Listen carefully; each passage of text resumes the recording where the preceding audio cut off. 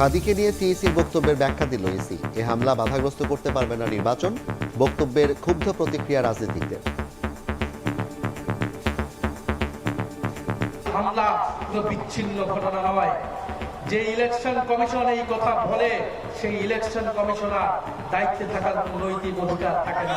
প্রধান নির্বাচন কমিশনারকে বলতে চাই, ওই চেয়ারে থেকে এরকম দায়িত্বহীন কথা বলা যায় না। জাতি তার এই বক্তব্যকে মোটেই ভালোভাবে গ্রহণ করে। নির্বাচন বানচালে ষড়যন্ত্রের অংশ হিসেবেই গুলি করা হয়েছে হাদিকে, বললেন তারেক রহমান। একটি গোষ্ঠীর বিরুদ্ধে বিএনপি নিয়ে চক্রান্তের অভিযোগ মির্জা ফখরুলের। ষড়যন্ত্র কিন্তু এখনো থেমে নেই। ওসমান হাদিকে গুলি করার যে ঘটনাটি, এটা কিন্তু সেই ষড়যন্ত্রের অংশ। নির্বাচন অনুষ্ঠানের পথে বিঘ্ন সৃষ্টির অপচেষ্টা তারা চালিয়ে যাচ্ছে। বিএনপিকে তারা একটা হীন উদ্দেশ্যে চিহ্নিত করতে চায়। দেখছিলেন প্রধান শিরোনাম। রাত 11টার সময় সঙ্গে আছি আমি জাফর সাদিক। এছাড়া খেলার খবর জানাতে থাকবেন। আপনাকে ধন্যবাদ। বিশ্বের নানা প্রান্তের খেলাধুলার খবর জানিয়ে দেব আমি মাকসুম আলম খান। এবার অন্যান্য শীর্ষ সংবাদ। এয়ার অ্যাম্বুলেন্সে সিঙ্গাপুরে নেওয়া হলো হাদিকে, চিকিৎসার যাবতীয় খরচ দেবে সরকার। শুটিংয়ে অংশ নেওয়া দুজন এখনও অধরা। সীমান্ত পাড়ি দেওয়ার বিষয়ে নিশ্চিত নয় বিজিবি। শেখ হাসিনার আমৃত্যু কারাদণ্ডের রায়ের বিরুদ্ধে সুপ্রিম কোর্টে আপিল, মৃত্যুদণ্ড চায় প্রসিকিউশন। সাবেক স্বরাষ্ট্রমন্ত্রী কামালেরও সাজা বাড়ানোর আবেদন। মোবাইল নিবন্ধন নিয়ে বিটিআরসির সিদ্ধান্তে বদল। 16 ডিসেম্বর নয় 1 জানুয়ারিতে চালু হচ্ছে NEIR। বৈধ করা শেষ সময় 31 ডিসেম্বর। স্বাগত জানালো উৎপাদকরা। এবং জাতির শ্রেষ্ঠ সন্তানদের শ্রদ্ধা জানাতে প্রস্তুত জাতীয় স্মৃতিসৌধ। ধুয়ে মুছে রং তুলির আঁচড়ে সাজানো হলো প্রাঙ্গণ। নিরাপত্তা চাদরে ঢাকা পুরো এলাকা।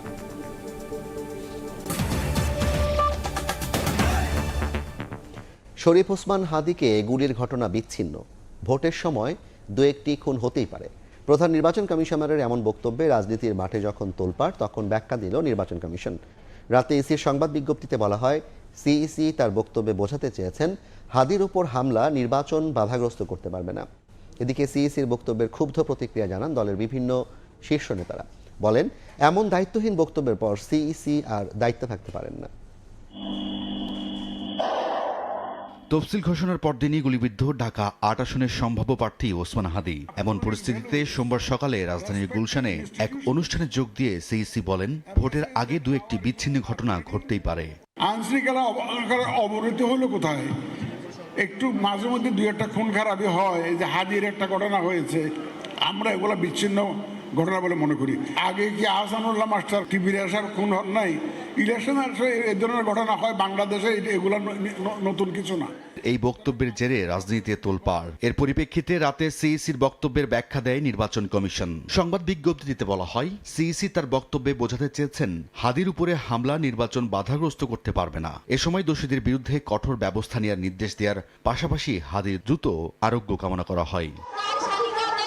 এর আগে বিকেলে কেন্দ্রীয় শহীদ মিনারে সর্বদলীয় সমাবেশে বক্তারা বলেন, হাদির উপর হামলাকে বিচ্ছিন্ন ঘটনা বলার পর আর দায়িত্বে থাকতে পারে না সিইসি। যে ইলেকশন কমিশন এই কথা বলে, সেই ইলেকশন কমিশনার দায়িত্বে থাকার কোনো নৈতিক অধিকার থাকে না। অবিলম্বে তিনি তার এই বক্তব্য প্রত্যাহার করবেন।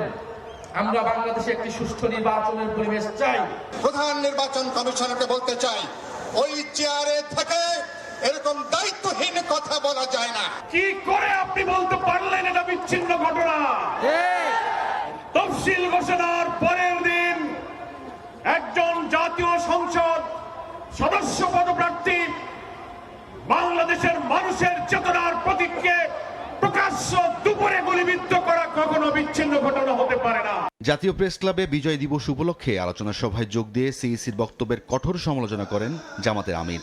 জাতি তার এই বক্তব্যকে মোটেই ভালোভাবে গ্রহণ করে। রাষ্ট্রের গুরুত্বপূর্ণ দায়িত্বে যারা আছেন, তাদের সকলের কাছে বিনয়ের সাথে অনুরোধ করব, আপনারা কেউ দায়িত্ব জ্ঞানহীন কোনো আচরণ এই জাতির সাথে করবেন না। বক্তারা বলেন, 24-এর অভ্যুত্থান শুধু ইতিহাসের অংশ নয়, এটি এখন দেশের অস্তিত্বেরও অংশ।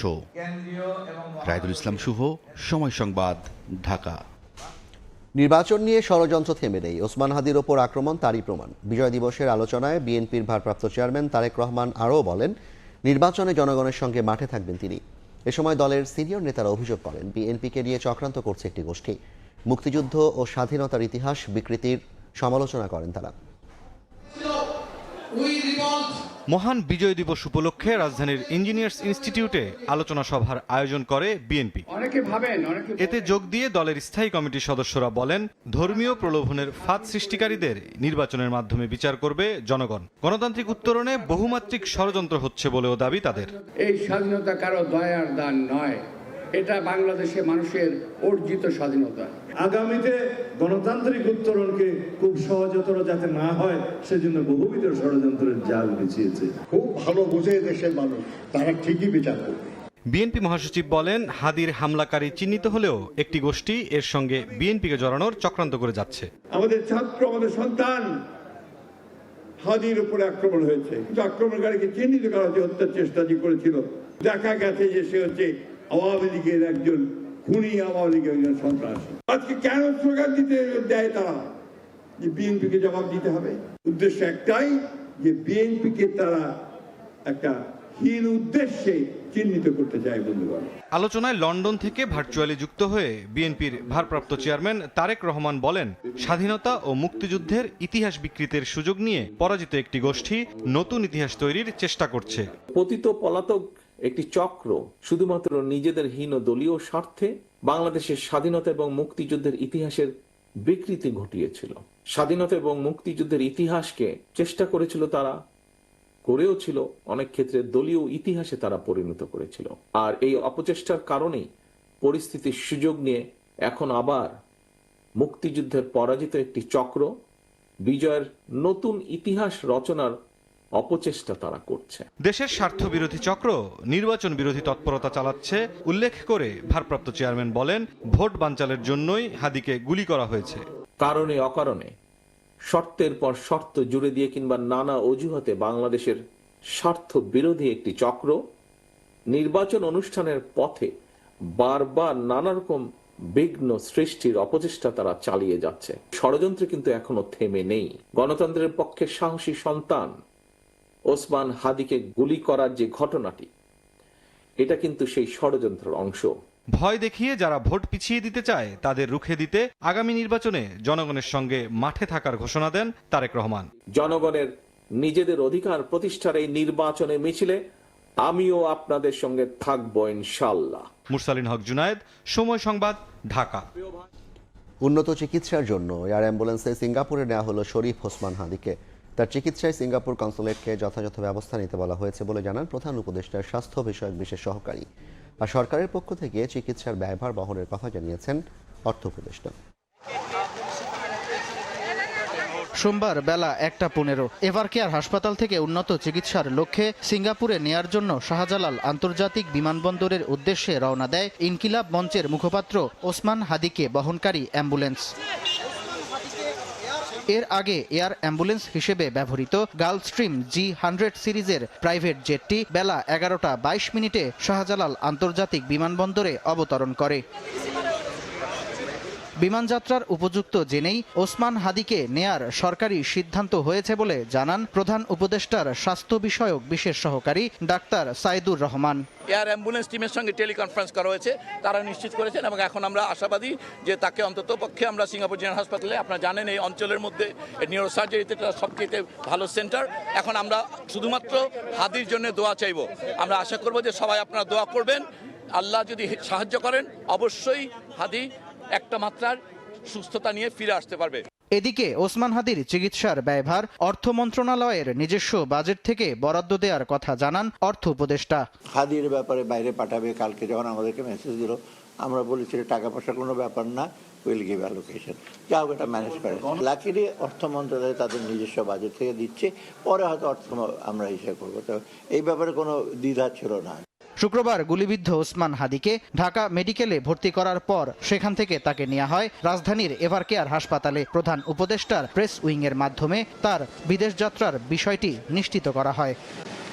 সামদানি প্রত্যয়, সময় সংবাদ, ঢাকা।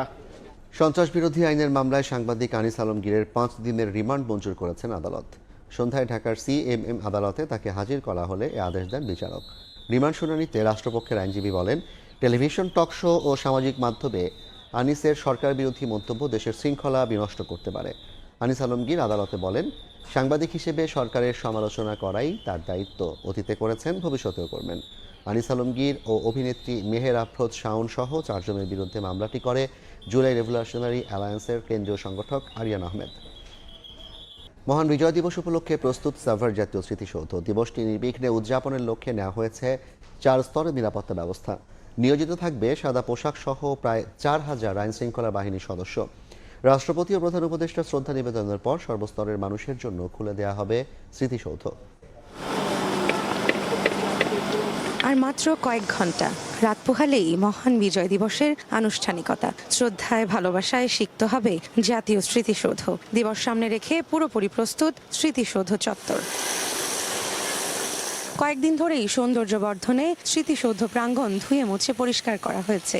শহীদ বেদি, স্তম্ভ এবং হাঁটার পথ সাজানো হয়েছে রং তুলির আঁচড়ে। তবে বন্ধ রয়েছে জনসাধারণের প্রবেশ। অনেকেই এসে বাইরে থেকেই দেখছেন স্মৃতিসৌধ। আগামীকাল 16 ডিসেম্বর এটা সম্পর্কে একটু পরিবারের সাথে প্ল্যানিং করে এসেছি। আজকে একটা হাজিরা দিয়ে গেলাম, আগামীকাল এসে আবার মজা করতে পারবো। প্রতি বছর এই দিনটার জন্য অপেক্ষা করি, পতাকা বিক্রি করব। মানুষ আনন্দ করে, আমাদের আনন্দ লাগে, এই জন্য আমি পতাকা বিক্রি করি। যারা জীবন দিয়েছে তার 47 থেকে 71 পর্যন্ত তাদের সবাইকে আমি স্মরণ করি এবং সম্মান জানাই। শ্রদ্ধা নিবেদনের জন্য স্মৃতিসৌধের ভেতরে ও বাইরে নেওয়া হয়েছে 4 স্তরের নিরাপত্তা ব্যবস্থা। সম্পন্ন হয়েছে 3 বাহিনীর মহড়াও। সিসিটিভির আওতায় আনা হয়েছে পুরো এলাকা। এলইডি লাইট স্থাপন সহ সম্পন্ন হয়েছে সব আনুষঙ্গিক কাজ। সাভারের আমিন বাজার থেকে স্মৃতিসৌধ পর্যন্ত সড়কেও জোরদার করা হয়েছে নিরাপত্তা ব্যবস্থা। সাদা পোশাক সহ 4000-এরও বেশি ফোর্স আইন শৃঙ্খলা রক্ষার দায়িত্বে থাকবেন বলে জানা গেছে।